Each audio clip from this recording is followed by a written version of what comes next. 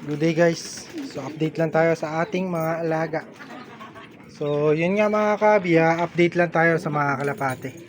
At belated Merry Christmas pala at advance Happy New Year sa inyo. So ngayon lang ulit tayo mag-upload ng video at medyo na busy tayo nitong mga nakarang araw. So ito yung update ko pala sa inyo mga kabi. Ayan. So bali ipinaris ko na nga yung pang-stock ko nun mga kabi. Ayan, sa ating panglaro ng Summer at Norte. Ayan, so dalawa lang naman yung panglaro natin ng Summer at Norte. Pinaris ko yung etong in-stock ko na kalapati. So in case na magkaroon sila o makabuo sila ng similya o anak, itlog mga kabi at makapisa. So sana mapalaki natin at sasali nga natin para sa South Race na ata. So kung hindi ako magkakamali, meron ng SDR ring 2026. Ayan, so ito isa. Ito isang pang summer natin. Ayan, oh. Ayan. So ang pinares natin isang stockbird din mga kabi. Nasaan ba yung stockbird natin? Ito yung blue bar na yan. Ayan, so bali itong blue bar na to, in-stock ko nga to mga kabi. Kasama to. Ayan, so magkapatid yan. Bali anak to ng special race saka 2 times Tacloban natin. Ayan. Camiguin Island, Cagayan. At 2 times Tacloban. Yan yung magulang nito mga kabi. Ayan, oh. Nakita nyo. Ayan, gandang kalapate. Makinis. Ito isa. So hindi pa sila nag-iitlog mga kabi, baka ano pa, nagpapakondisyon pa. Saka baka bata pa yung ating mga kak kasi yung dalawang kak na to, magkapatid naman to mga kabi. Kaya bali magkapatid yung pinagpares natin. Magkapatid sa magkapatid, ayan. So magkapatid tong black checkered na to, yung panglaban natin na to, saka ito. So isang pisaan lang yan o nestmate. So nestmate din yung dalawang babae mga kabi. Kaya titingnan natin kung ano mangyayari kung makapag palabas tayo ng panglaban niya sa kanila. Ayan. Tapos yung tatay pala nito, nasaan ba? Tatay. Teka lang. Isipin ko lang mga kabi ito. Yung tatay nila namatay na. Ayan. So galing sa kay paring Sadyan yun mga kabi. Bali hindi ko pa pala nasasabi. So shoutout sa iyo paring Sadyan. Namatay na nga yung pinatabi mong kalapati. So hindi ko alam kung bakit namatay, pero baka na-adeno mga kabi. At nung mga nakaraang araw nga mga kabi o mga nakaraang linggo, buwan, pa isa-isa nga namamatay yung breeder natin dito. So baka na-adeno o hindi ko alam kung ano nangyayari sa mga kalapati natin. Yung mga breeder natin, yung mga ginagamit nga natin, namatay din. So pakita ko sa inyo yung ano pala mga kabi, yung napapisa natin na galing nga sa namatay natin na kalapati na breeder. So kaya yung tatay na itong dalawang black checkered na to mga kabi, bali pinatabi lang sa akin yung pinatago. So hindi ko inihiram yun mga kabi. Si paring Sadyan mismo yung naging lagak dito sa atin, pinagkatiwalaan tayo. So syempre pag namatay na ganyan, hindi naman natin ano yan, kumbaga hindi naman natin kagustuhan yan, talagang namatay lang. Ayan. Yung tatay nila namatay. Tatay na dalawang black checkered, sayang at namatay. So hindi ko alam kung ano namatay, baka adeno nga mga kabi. So yun nga, update naman tayo sa iba nating kalapati. So bali dalawang pang norte natin yan, pinaris nga natin, dalawang stock natin yan. Pares-pares sila, magkapatid sa magkapatid.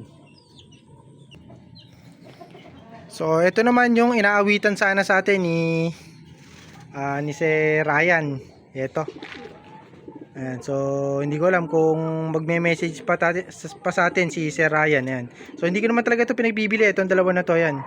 So kasi panggamit na to eh. Kumbaga breeder age na, pwede na natin gamitin para i-breed nga at makapagpalabas tayo ng mga warriors mga kabi. Ayan. So ito, saka ito, ayan magkapatid. So kung mapapansin nyo, yung dalawa natin na pinaris doon sa dalawang black checkered natin, kamukha nga nila kahawi kasi nga isang pamilya yan mga kabi. So bali ito, ang tatay nito mga kabi is yung tatay nung Tacloban. Bali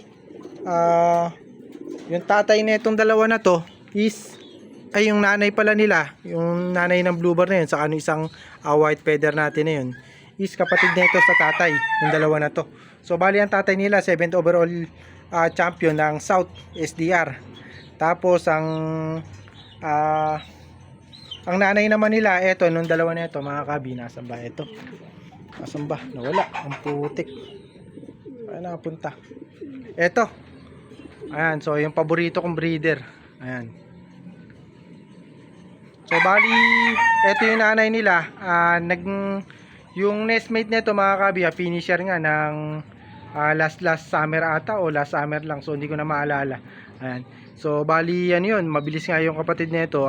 Medyo kinapos lang tayo nun nung last summer ata, mga kabi yun. O last summer lang. Hindi ko na kasi maalala, mga kabi, kasi medyo matagal tayo hindi nakakapag-kondisyon ng mga kalapate. Bali si Boston Ying pa yung nag-alaga ng kapatid nito na ni-raise natin. Bali sa 4 tata natin na sinali nun, parang 3 yung nakapagtapos. 3, tama ba? 1, 2, 3. Kumpleto ata tayo nun. So hindi ko maalala kung 4 sa 4 parang 4 nga ata yung pinanglaro natin nun, pero 3 lang yung nakatapos. Pati yung sa kasama natin, mga kabi, bali 5, kaya 4 yung nakatapos nun nung last summer natin. So kung last summer nga talaga. Ayan. So ito yung kapatid niya. So sinali natin ng special race, mga kabi, yung 4 ata yun, o 3 yung sinali natin na yun. So isa lang ang nakauwi, yung tatay nga yung mga yun, tatay ng blue bar na yun, saka yung checkered na yun. So yun mga kabi, napakalayo kasi nagwat, tapos tawid dagat pa. Kabali ang lahi ng dalawa na yun is parehas tawid dagat. Ayan. So ito yung bali apo ng ating Falcon line nga, mga kabi, yung ating 6 overall champion. Ayan. Tapos yung tatay niya multiple pulling winner. Ayan. So namatay din yun, yung tatay nito.